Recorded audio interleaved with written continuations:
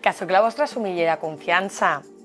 Què trieu al cava? Perquè és brut i reserva o perquè costa menys de 10 euros?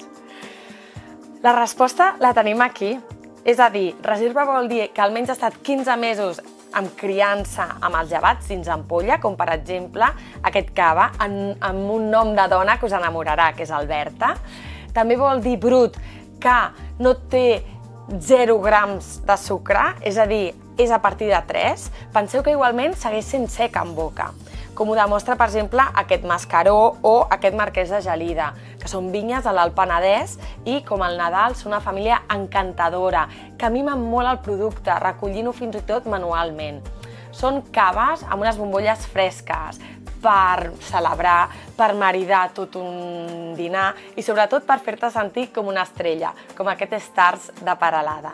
I després acabem amb el parató, per veure els exemples de caves bruts que poden començar des d'un aperitiu fins al final, que són reserva, és a dir, que han tingut contacte amb els llevats i per això també tenim una boca molt sedosa, integrada, i de varietats autòctones com és el macabeu, xarel·lo i parellada. Així que a gaudir amb un bitllet de 10.